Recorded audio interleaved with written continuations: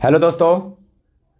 आज हम बहुत ही जैसा कि हम आप लोग से वादा किए थे कंप्यूटर का, इन्वायरमेंट का, बेसिक साइंस का और ट्रेड का भी, एलपी का, ट्रेड का जो भी आएगा, हीट इंजन का, तो हम हीट इंजन का भी करेंगे, आप लोग के साथ हम शेयर करेंगे। तो आज हम इन्वायरमेंट का बहुत इंपॉर्टेंट 70 से 75 क्वेश्चन होगा वो लेकर आए हैं, ठीक ना।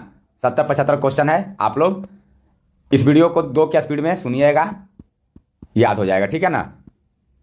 और इम्पोर्टेंट क्वेश्चन है सब, आप लोग सुनते जाइए, याद हो जाएगा। और रेलवे का जितना भी क्वेश्चन आए हैं ना, अगर आप लोग को लग रहा होगा कि उठा के कहीं फालतू एग्जाम का है, तो आप लोग गूगल कर लीजिएगा, क्वेश्चन टाइप करके आप लोग को पता चल जाएगा रेलवे का किस एग्जाम में आया था। और जो भी मेरे व्यूअर्स आते हैं मेरे वीडियो पे यार, अगर आपको मेरा बताया हुआ बात, मेरा जो भी बात बोलते हैं, देख रहे थे हम बहुत सारे मेरे व्यूअर्स ऐसे हैं, 50% मेरे व्यूअर्स हैं जो आते हैं, वीडियो देख के चले जाते हैं। यार कम से कम ना एक कमेंट कर दीजिए, पता तो चले कि मेरा बताया हुआ आप लोग को कैसा लग रहा है या नहीं लग रहा है। तो चलिए शुरू करते हैं, देखते हैं पहला क्वेश्चन। फर्स्ट क्वेश्चन क्या करा है? The decade of sustainable energy for all is the initiative of. Sustainable energy का जो इनिशिएटिव है कहाँ से हुआ है? United nation. क्या बोल रहा है? The decade of sustainable energy for all is initiative of कहाँ? United nation. एक दो व्यूअर्स बोल रहे थे कि सर जो लिखते हैं भैया, जो लिखते हैं दोस्त, जो लिखता है इरेज कर देना। तो ठीक है दोस्त, इरेज कर देंगे। तो क्या है? The decade of sustainable energy for all is the initiative of United nation. आगे देखते हैं, energy crisis means, energy crisis का मतलब क्या हुआ? और जानते हैं ये सब, ये 2 बात देखिएगा ना तो आप एग्जाम में कर लीजिएगा। नहीं तो एग्जाम में इन्वायरमेंट ये सब ऐसा है ना, इन्वायरमेंट की एग्जाम में आपको लगेगा ना कि 4 ऑप्शन सही है, तो बस 1-2 बार देख लीजिए। जब आप देखा हुआ रहेगा ना तो आराम से आप एग्जाम में ऑप्शन से कर जाइएगा। Energy crisis means danger to running out of fossil fuel like coal and petroleum. जो भी है कोल एंड पेट्रोलियम ये सब का कमी हो जाएगा तो क्या बोलेंगे? एनर्जी क्राइसिस, ठीक ना।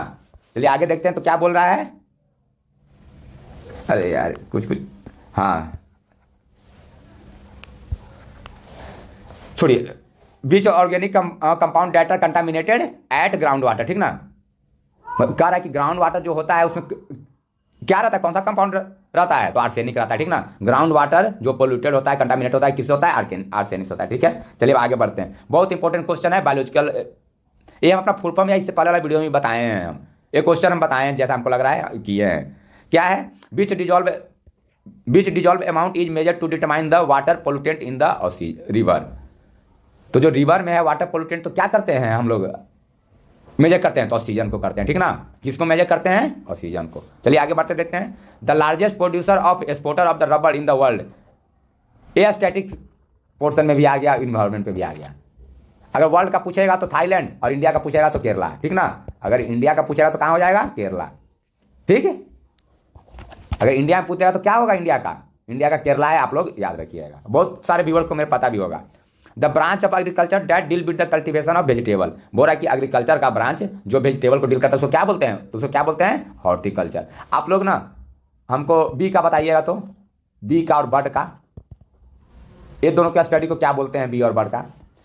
आगे चलिए बढ़ते देखते हैं। The lowest layer of the atmosphere is known as, the lowest layer of the atmosphere is known as क्या है? ट्रोपोस्फेयर। कितना लेयर है एटमोस्फेयर में? आप लोग कमेंट कीजिएगा। यार आप लोग अगर वीडियो देखते हैं तो जब देख रहे हैं तो उस टाइम कमेंट कीजिएगा ना, तो आप लोग को भी याद होगा। यार कुछ गलत नहीं है। आप लोग ना जाके रील पे, नचनिया का रील पे देख के वहां पे लाइक कमेंट कर देते हैं, वेल डांस। कब लाइव आती हो? और जब हम अच्छा कुछ कर रहे हैं तो किसी को नहीं ना है। देखो यार, हम एक चीज बता दे रहे हैं, मेरा जितना भी दोस्त है उन लोग को पास हो गया, उन लोग को मेरा वीडियो का जरूरत भी नहीं है। मेरा वीडियो पता है जो 30 नंबर 25 नंबर ला के एलपी पास किया है ना, वो लोग आके पढ़ ले। जो सोच रहा था कि पास होंगे कि नहीं होंगे, बार बार बोल रहे थे कि यार 35 ऊपर जिसका है पढ़ो रे, पढ़ो पढ़ो पढ़ो। हम अपना दोस्त लोग को बोले हैं 35 ऊपर वाला कि पढ़ो पढ़ो पढ़ो हो जाएगा। तो आप लोग को मेरा बात मजाक लगता है। चलिए तो आप लोग कमेंट कीजिएगा लेयर ऑफ एटमॉस्फेयर कितना है, ठीक ना। लोवेस्ट लेयर का क्या नाम है? ट्रोपोस्फेयर। चलिए आगे देखते हैं। The total area of species of organism plant and animal within which they are found in known as. क्या बोल रहा है कि जहां पे ऑर्गेनिज्म, प्लांट और एनिमल जो रहता है उस टोटल एरिया को क्या बोलते हैं? क्या बोलते हैं? बायोटा। क्या बोलते हैं? बायोटा। सेम वर्ड मिलेगा आपको एग्जाम में, ठीक ना, सेम वर्ड। चलिए आगे बढ़ते हैं। Which type of forest are found in Uttar Pradesh. West Bengal Sundarban में किस टाइप का पाया जाता है बताइएगा तो आप लोग कमेंट में। उत्तर प्रदेश में कौन सा है? Tropical rain forest. Uttar Pradesh में कौन सा फॉरेस्ट पाया जाता है? Tropical rain forest. चलिए आगे देखते हैं। National centre for coral reef research is located at, कहाँ है, क्या चीज का, कोरल का, कोरल रीफ रिसर्च कहाँ है, दानिया बीच फ्लोरिडा। कहाँ पे है, दानिया बीच फ्लोरिडा। चलिए अब आगे देखते हैं। तो नगोया प्रोटोकॉल, ये प्रोटोकॉल वाला ना 4-5 प्रोटोकॉल है और हम अलग से शॉर्ट्स में भी बताए हैं, आप लोग देखते नहीं है ना, तो इससे ना बस डेटा पूछेगा कि कौन सा साल में इफेक्ट हुआ था और किससे रिलेटेड है। 2-3 गो है, क्वेटो है, नोगा है, ऐसे करके आएगा। तो आपको तो किससे रिलेटेड है ये, बायोलॉजिकल डाइवर्सिटी से। नगोया प्रोटोकॉल किससे रिलेटेड है, बायोलॉजिकल डाइवर्सिटी से। आगे चलिए बढ़ते हैं। तो एबायोटिक कंपोनेंट इन सनलाइट, 2 तरह के कंपोनेंट आप लोग को बताए थे ना, एबायोटिक और बायोटिक। तो आप लोग दोनों का एग्जाम्पल कमेंट कीजिएगा, ठीक है। आगे बढ़ते देखते हैं। Rabbit belong to which type of category, rabbit कौन सा कैटेगरी से बिलोंग करता है, तो हर्बीवोरस। हर्बीवोरस क्या होता है, शाकाहारी, ठीक है। चलिए आगे बढ़ते तो देखते हैं। Producer in the ecosystem are known as, ecosystem में प्रोड्यूसर को क्या बोलते हैं, तो ग्रास, क्या बोलते हैं, ग्रास। चलिए अब आगे बढ़ते देखते हैं। In photosynthesis oxygen is produce by, जब फोटोसिंथेसिस होता है तो ऑक्सीजन का कैसे प्रोड्यूस होता है,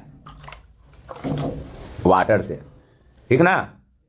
फोटोसिंथेसिस में जो ऑक्सीजन प्रोड्यूस होता है कैसे होता है, वाटर से।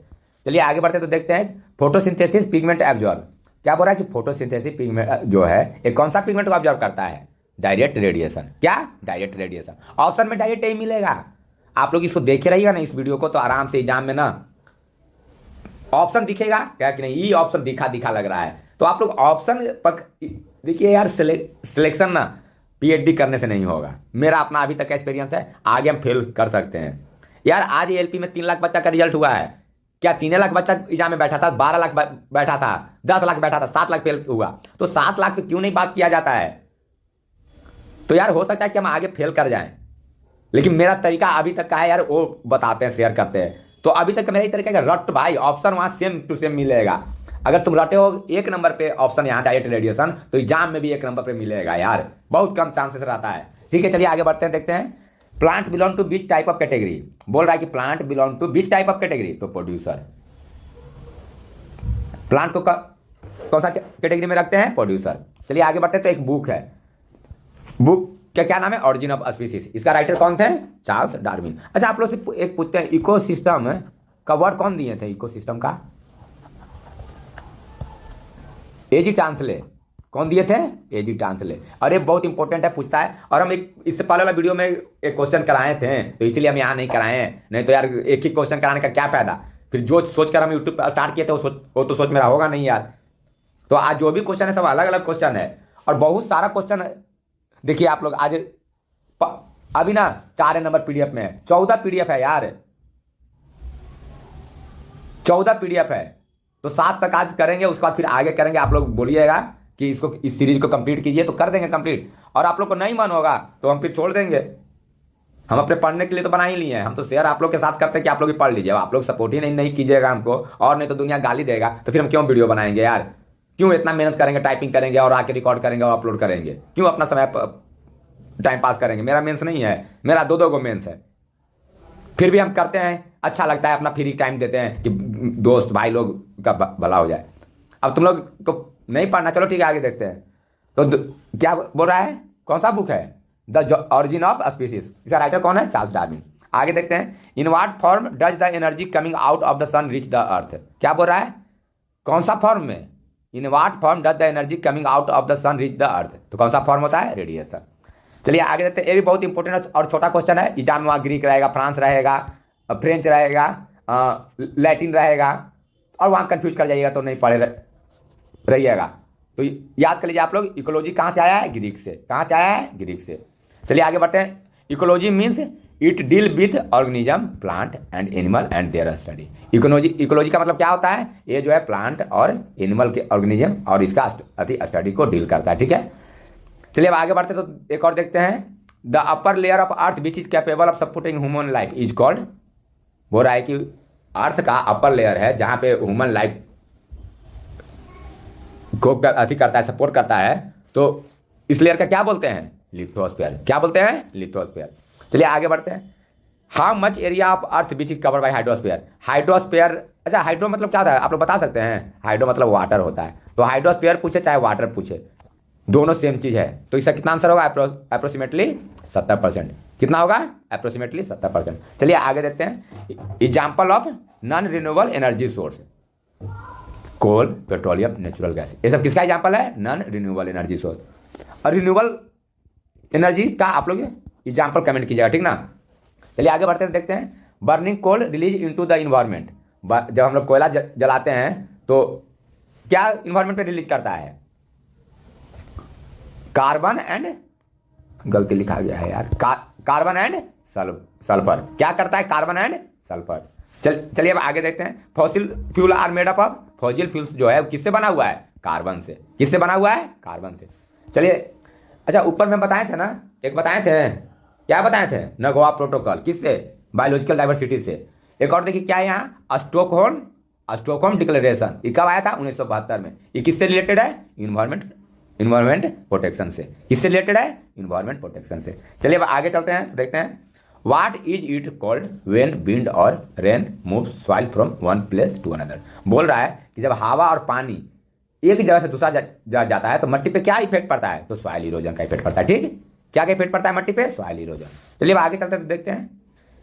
एक पूछे थे ना, एक ऊपर में क्वेश्चन कराए थे कि एटमॉस्फेयर से नियर में कौन सा लेयर है, तो कौन सा है? ट्रोपोस्फेयर। और हम लोग रहते हैं किस पे? ट्रोपोस्फेयर पे। एक और क्या कराए थे? लिथोस्फेयर। वो एटमॉस्फेयर का लेयर है, अपर लेयर है, और वहां पे क्या होता है? सपोर्टिंग लाइफ ह्यूमन का कैपेबल है, तो लिथोस्फेयर है, और ये ट्रोपोस्फेयर, ठीक है। Due to destruction of forest, जब फॉरेस्ट को काटेंगे तो क्या होगा? सॉइल इरोजन अकर होगा। Rainfall increase the earth heat up, rainfall decrease करेगा, ठीक ना। Rainfall decrease the earth heat up, earth जो है इसका टेम्परेचर बढ़ने लगेगा जब हम लोग फॉरेस्ट को बर्बाद करेंगे तो।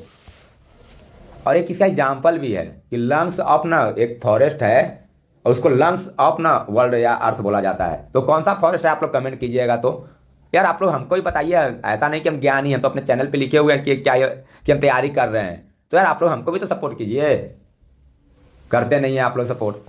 चलिए अगला आगे देखते हैं। फर्टिलिटी ऑफन डिक्रीज बीज, फर्टिलिटी जो है ये डिक्रीज होगा, कब होगा? इंटेंसिव कल्टीवेशन होगा, तो क्या होगा? Intensive cultivation. चलिए अब आगे चलते हैं, देखते हैं। The plant which are found in dry climate are, बोल रहा है कि जहां पानी नहीं होता, राजस्थान वाला एरिया में, तो उस टाइप के प्लांट को क्या बोलते हैं? जीरोफाइट। इसका एग्जाम्पल कैक्टस, एलोवेरा आप लोग घर में लगाते हैं, तो ये सब एग्जाम्पल है।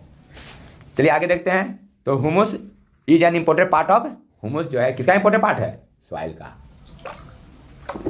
किसका है? सॉइल का। चलिए आगे चलते देखते हैं। मिक्का क्या है? मिक्का एक नॉन मेटालिक मिनरल है। मिक्का क्या है? Non metallic mineral. यार एग्जाम में एकदम इतना छोटा ऑप्शन और क्वेश्चन मिलेगा, बहुत सारा व्यूअर को लगेगा कि अरे बकैती कर रहा है, एग्जाम में आएगा, मेंस में आएगा। भाई मेंस का ही सब आएगा भाई, मेंस में भी एक वर्ड का आता है भाई, जाके मेंस की टेस्ट तो दे तुम लोग। तो मिक्का क्या है? नॉन मेटालिक मिनरल है। चलिए आगे देखते हैं। तो क्या है? रेड डेटा बुक, एक बुक होता है रेड डेटा बुक, इसको कौन प्रिपेयर करता है? IUCN। इसका क्या है?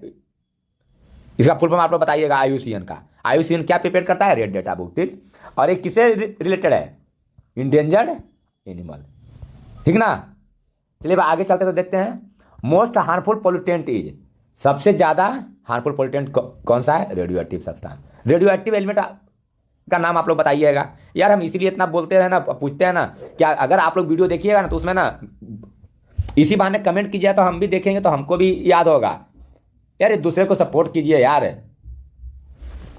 बीच gas is responsible for global warming. Global warming के लिए कौन सा गैस रेस्पॉन्सिबल है? Carbon dioxide. Which gas is responsible for global warming. Global warming के लिए कौन सा गैस रेस्पॉन्सिबल है? Carbon dioxide. चलिए आगे बढ़ते तो देखते हैं।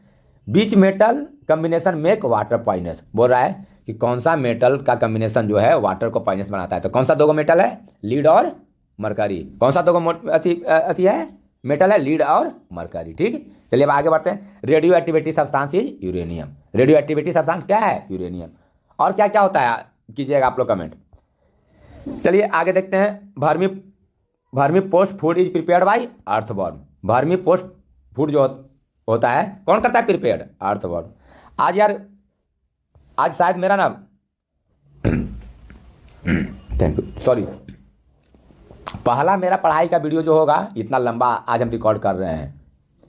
अब क्यों कर रहे हैं इससे पीछे भी वजह बता देते हैं यार, मेरे व्यूअर्स भी हैं बहुत सारे। एक चीज़ आप लोग याद रखिए, आप लोग ना जितना मुझे झुकाइएगा ना मैं उतना आगे बढ़ूंगा। मुझे खुशी होती है जब आप लोग ना मुझे गाली देते हैं, मुझे खुशी होती है जब लोग बोलता है कि तुम्हारे जैसा बहुत लोग का प्रिय हुआ है। अरे भाई 3 लाख लोग का प्रिय हुआ है, थोड़ी वो अकेला हम हैं। लेकिन यार फेल भी बहुत किया है, फेल का संख्या ज़्यादा है। 3 लाख पास किया है तो 7 लाख फेल किया है। उन लोग पे क्यों नहीं तुम लोग बात करते हो? ये समाज क्यों नहीं 7 लाख बच्चा के बात करता है? क्या वो 7 लाख बच्चा मूर्ख है? तो इस समाज को तो मैं बहिष्कार करूंगा। समाज हमको बहिष्कार करेगा, मैं समाज को बहिष्कार करूंगा। यार जितना लोग ने मुझे नीचे गिराया उतना मैंने रगड़ कर मेहनत किया। आवाज जो कल अनसब्सक्राइब करके गए थे ना, क्या उन लोग को बताएं? मुबारक हो यार। आप लोग ने जो अनसब्सक्राइब किया था ना, मुझे कुछ नहीं है, कुछ नहीं फर्क पड़ता है यार। मैं पहुंच जाऊंगा। शाम में 47 था, फिर 140 हो गया, क्या फर्क पड़ता है भाई? तो जो तुम लोग अनसब्सक्राइब करके गए, अब तुम लोग आओगे वीडियो पे, और जो ब्लॉक मारे हो आओगे मेरे पास, क्योंकि मैं वैसा मेहनत कर रहा हूं। अब आने वाला 6 महीना में ऐसा कोई विभाग, ऐसा कोई एग्जाम नहीं होगा ना जहां पे गलत हो रहा होगा मैं वीडियो नहीं बनाऊंगा। चाहे बिहार सीजीएल, झारखंड सीजीएल, जो सीजीएल रहे। तो यार डेली घट रहे हैं यार, घटते भी हैं बढ़ते भी हैं, अच्छा लगता है। चलिए ठीक है। Vermi post food is prepared by अर्थवाम। कौन वर्मी पोस्ट फूड कैसे होता है प्रिपेयर्ड? अर्थवाम के द्वारा। चलिए ठीक है, आगे चलते हैं। The pyramid of energy in an ecosystem is, जो इकोसिस्टम में हम लोग का पिरामिड है किसका एनर्जी का होता है, वो कैसा होता है? वर्टिकल होता है। कैसा होता है? वर्टिकल होता है। चलिए आगे बढ़ते हैं। तो एक और क्वेश्चन है, वाटर पोल्यूशन का मेन रीजन क्या होता है? वाटर पोल्यूशन का मेन रीजन क्या होता है? Industrial waste. क्या होता है? Industrial waste.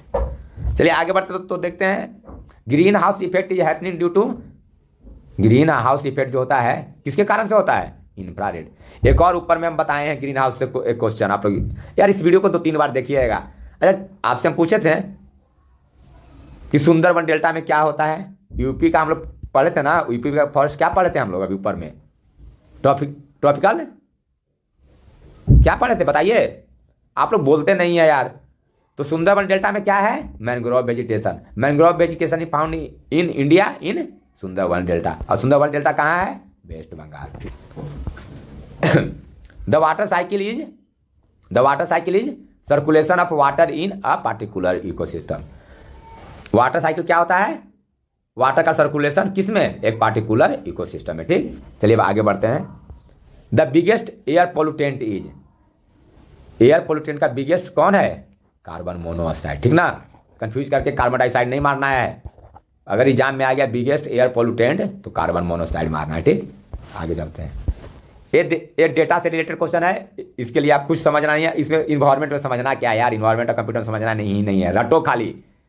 तो the number of sphere found on the earth is 4। The number of sphere found on the earth is 4। चलिए अब आगे देखते हैं। Temperature of the earth due to greenhouse effect, ये हम छोड़ दिए, आप लोग बताइएगा इंक्रीज करेगा या डिक्रीज करेगा, क्या होगा? ठीक ना, जब temperature of green house effect के चलते हमारा अर्थ का टेम्परेचर पे क्या प्रभाव पड़ेगा, आप लोग बताइएगा। Using less energy to do the same work is called, using less energy to do the same work is called energy efficiency. क्या बोलते हैं? Energy efficiency. चलिए आगे बढ़ते हैं। The sound of stream intensity is called, the sound of stream intensity is called noise. क्या बोलते हैं उसको? नॉइज बोलते हैं। चलिए एक और आगे देखते हैं। Smog, smog is the mixture of smog and क्या? Fog. Smog and fog, smog is the mixture of smog and fog. चलिए आगे बढ़ते हैं। Fluorosis disease is caused by, एक डिजीज होता है फ्लोरोसिस, कब होता है? More than 1.5 ppm fluoride in water. PPM का फुल फॉर्म बताए हैं, पार्ट पर मिलियन, क्या था? पार्ट पर मिलियन। आप लोग कमेंट कीजिएगा। तो फ्लोरोसिस डिजीज कैसे काउज होता है? More than 1.5 ppm fluoride in water. चलिए अब आगे बढ़ते हैं तो देखते हैं। The environmental protection act came into force of 1986। Environmental protection act जो आया था कब आया था? 1986 में। कब आया था? 1986 में, मतलब लागू हो गया था। ऐसे पूछेगा कि कब, मतलब इसके लिए हुआ था तो 85 उसका आंसर था। ठीक ना, लेकिन फोर्स में कब आया? तो 86। ठीक। The tolerable volume of sound for an ordinary person is, एक पर्सन के लिए जो साउंड का जो टॉलरेबल है वो कितना है? 65 to 80 dB। 65 to 80 dB। इस साउंड वाला ना आप लोग कमेंट कीजिएगा, नहीं तो हम बता देंगे आप लोग को शॉर्ट के माध्यम से। ये इंडस्ट्रियल में कितना चाहिए, लिमिट है, हाउसिंग एरिया का लिमिट है, तो मार्केट का लिमिट है, तो ये सब लिमिट है।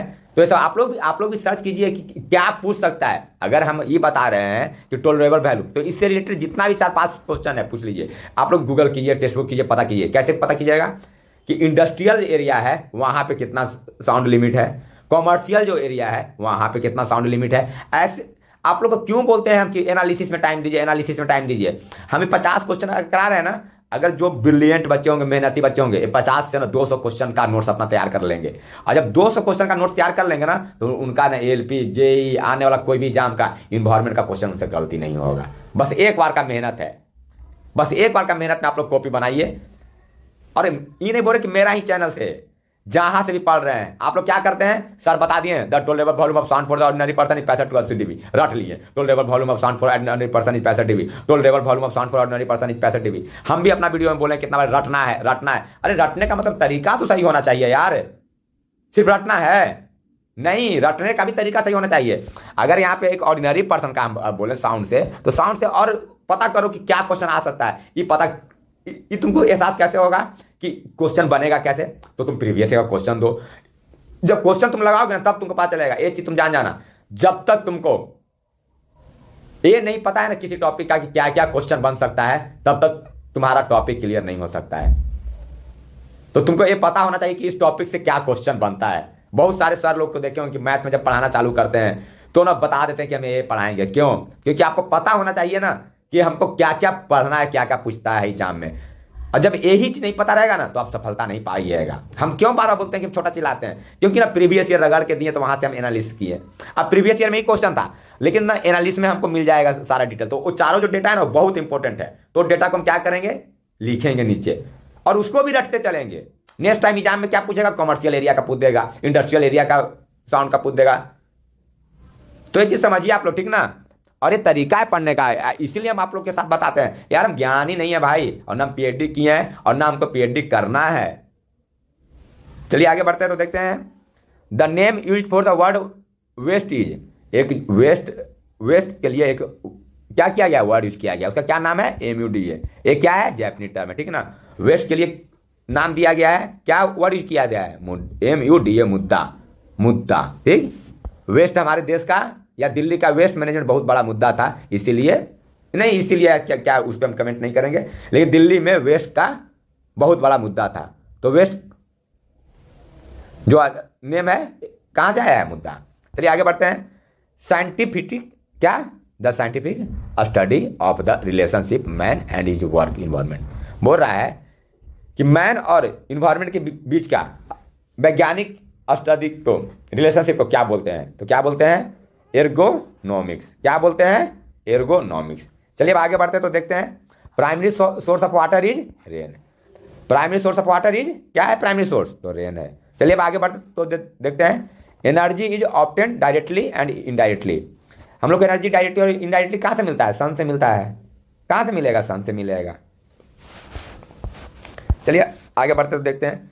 Once the object in the pot is boiled it is necessary that reduce the heat.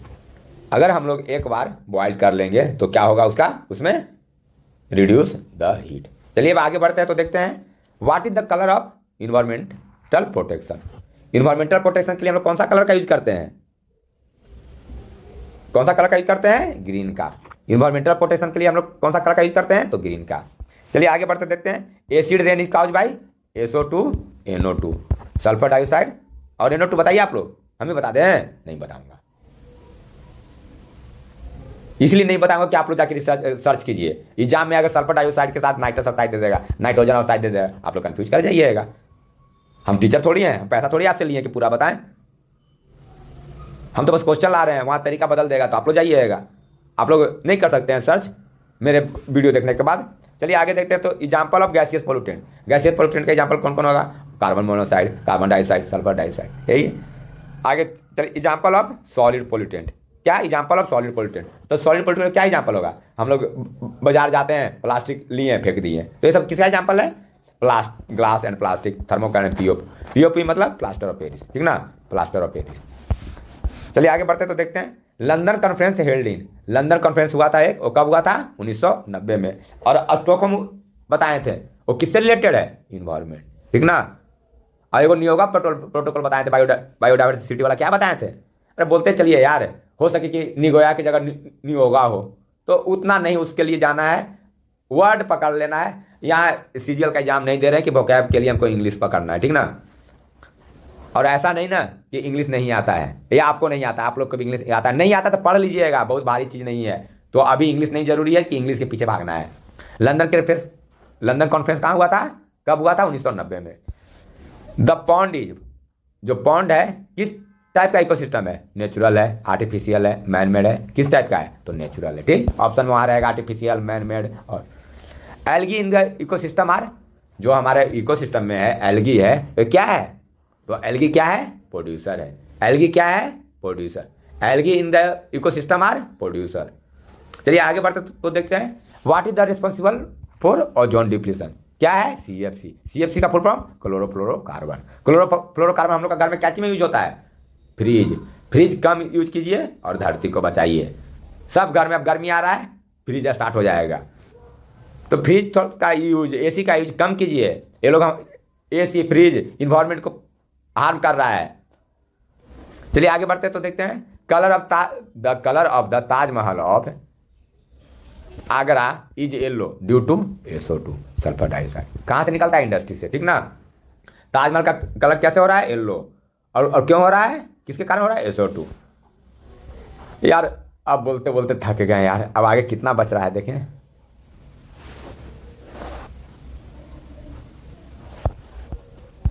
चलो यार खत्म हो गया यार, ये 2 क्वेश्चन है, हमको तो लगा कि अब 2 क्वेश्चन कर लेते हैं, फिर 2 तो प्रोटोकॉल वाला बताए हैं, स्टॉकहोम बताए हैं, अभी ऊपर में क्या बताएं? 1990 में क्या हुआ था बताइए? London conference.